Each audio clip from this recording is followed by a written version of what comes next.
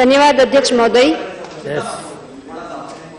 आज महिला दिन पे हम महिलाओं को आज पूरा दिन सबसे ज्यादा बोलने का अवसर जो दिया हमारे माननीय प्रधानमंत्री जी के सूचन के आधार पे, मैं स्पीकर मैम और आपका भी बहुत बहुत आभार प्रकट करती हूँ और सबको महिला दिन की बधाई भी देती हूँ।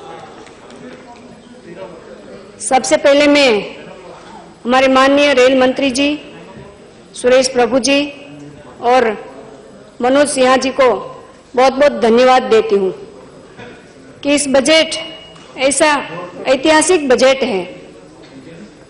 हम देखते आ रहे हैं इस सदन में हर साल बजट पेश होता है, लेकिन अब हमें एहसास हो रहा है पिछले 2 साल से कि जब सरकार बदल जाती है तो सोच भी बदल जाती है, कार्यशैली भी बदल जाती है और हमारी सरकार माननीय नरेंद्र भाई मोदी की सरकार ये पंडित दीनदयाल उपाध्याय के विचारों से चल रही है, अंत्योदय योजनाओं से चल रही है और इसको उजागर हमारे रेल मंत्री जी ने भी किया है इस बजट में। इसके लिए मैं फिर से उनको अभिनंदित करती हूँ। सबसे पहले तो माननीय रेल मंत्री जी ने सामान्य श्रेणी में सफर करने वाले गरीब भाइयों, बुजुर्गों, युवाओं, माताओं और बहनों और तब तक की पत्रकारों के लिए भी बहुत सारी सुविधाएं दी है। ऐसी कोच में यात्रा करने वालों जैसी सुविधा इन गरीब लोगों को भी अब मिलनी शुरू हो जाएगी। पहले तो जब हम रेल में सफर करने की विचार करते थे तब हमारी नजर के सामने गंदगी से भरे bogie, coach, platform, railway station ये सब नजर में आता था और हमें विचार टाल देना पड़ता था कि हमें रेलवे में सफर नहीं करना है। लेकिन अब हमारे रेल मंत्री जी ने ये सब गंदगी दूर करने का फैसला किया है। हमारे माननीय प्रधानमंत्री जी ने स्वच्छ भारत स्वस्थ भारत का जो अभियान चलाया, इसके अंतर्गत हमारे रेल मंत्री जी ने भी स्वच्छ रेल का अभियान चलाया है। सामान्य से सामान्य कोच में भी सफाई करवाई और कूड़ेदानी की भी व्यवस्था की है। माननीय प्रधानमंत्री जी नरेंद्र भाई मोदी की सरकार मानती है कि देश और सरकार के संसाधनों पर सबसे पहला अधिकार देश के जरूरतमंद गरीब लोगों का है और इसकी वजह से रेलवे स्टेशन पर आजीवन परिवार के निर्वाह के लिए, रोजगारी के लिए काम करता कुली का नाम बदलकर उनको सम्मान बढ़ाया है, उनका नाम सहायक कर दिया गया है, उनका ड्रेस भी बदलकर उनको प्रशिक्षित करने का भी काम सरकार ने किया है। रेलवे स्टेशनों पर पटरियों की सुरक्षा और देखभाल करने वाला गैंगमैन की सुरक्षा का अभी तक किसी ने विचार नहीं किया, लेकिन इस बजट में माननीय रेल मंत्री जी ने उनके लिए भी विचार करके उनका नाम भी बदलकर रक्षक कहा जाएगा उनको और उनकी सुरक्षा के लिए आधुनिक उपकरणों भी उनको दिया जाएगा। माननीय अध्यक्ष जी, इस बजट में नई अंत्योदय एक्सप्रेस, हमसफर, तेजस और उदय जैसी गाड़ियां शुरू करने की घोषणा की है।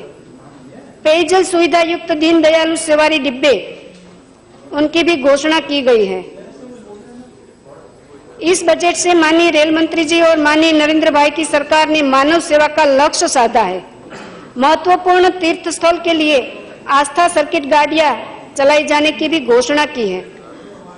हमारे कई साथियों ने बताया बच्चों के लिए खान पान के लिए शिशु आहार, गर्म दूध और गर्म पानी की व्यवस्था किसी ने अभी तक सोचा भी नहीं था। ये सब व्यवस्थाएं हमारे माननीय रेल मंत्री जी ने की है। मुझे इस बजट और रेल मंत्री पर गर्व है कि उन्होंने वंचित समूह, अनुसूचित जाति, अनुसूचित जनजाति और पिछड़ा वर्ग के लोगों के लिए रेलवे के आसपास की जो जमीनों है उनके पर बागबानी और जैविक खेती के लिए जमीन पट्टे पर दी जाने की सोची है और माल यातायात टर्मिनलों के निकट खाली भूमि पर कोल्ड स्टोरेज सुविधाओं को भी स्थानीय किसानों और मछुआरों को प्राथमिकता दी जाएगी।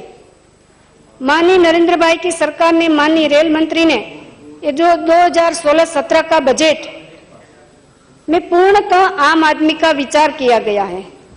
मैं ज्यादा कुछ बोलने नहीं जा रही हूं, लेकिन मेरा जो मत क्षेत्र है भावनगर, जो गुजरात के सौराष्ट्र क्षेत्र में है, हमारे नेक नामदार महाराजा ने सबसे पहले, आजादी से पहले, भावनगर से गोंडल तक की रेल चलाई थी। तब से हमारे क्षेत्र में रेल की सुविधाएं हैं। लेकिन मैं माननीय रेल मंत्री जी का ध्यान इस तरफ भी आकर्षित करना चाहती हूं कि अभी भी हमारे भावनगर क्षेत्र, भावनगर और बोटाद क्षेत्र के लिए गत बजट में उन्होंने बहुत कुछ किया है हमारे लिए। उनके लिए मैं उनका आभार भी प्रकट करती हूँ। हमारी सालों की जो डिमांड थी भावनगर बोटाद साबरमती ब्रॉडगेज कन्वर्जेशन की, वो उन्होंने गत बजट में हमारी डिमांड पूरी की है। हमारा ढस्सा जैतलसर, वो भी गेज कन्वर्जेशन का काम था, वो भी गत बजट में उन्होंने मंजूर किया है। और भी कई सारी डिमांड हमारी उन्होंने मंजूर की है, उनके लिए मैं उनको आभार व्यक्त करती हूँ। लेकिन अभी भी हमारी कुछ डिमांडें बाकी है।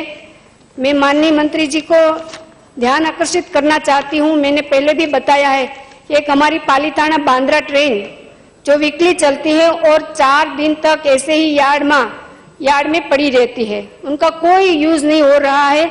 मैंने पहले भी बताया था कि ये पूरा सर्वे भी हो गया है, तो ये ट्रेन जो फिजूल में यार्ड में पड़ी रहती है, वो ट्रेन हम भावनगर से वाया दिल्ली करके हरिद्वार तक, जो हमारा पवित्र तीर्थ स्थल है, वहां चलाने के लिए हम डिमांड कर रहे हैं और सालों से हमारी ये डिमांड भी रही है।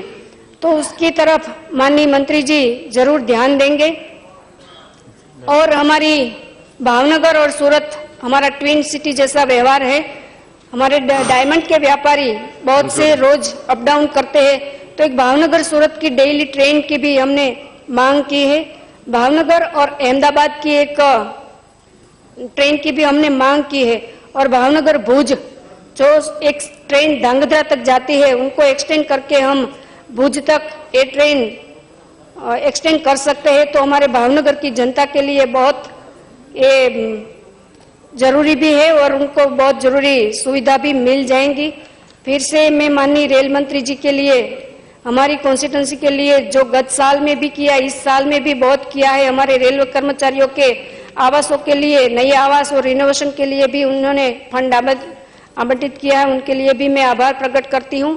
और हमारी जो विलंबित डिमांड है, हम जो बहुत जरूरी है हमारे लिए, वो इस साल में जरूर पूरी करेंगे। इसी आशा के साथ मैं फिर से माननीय रेल मंत्री जी और मनोज सिन्हा जी दोनों को बहुत बहुत धन्यवाद के साथ इस बजट का मैं समर्थन करती हूँ।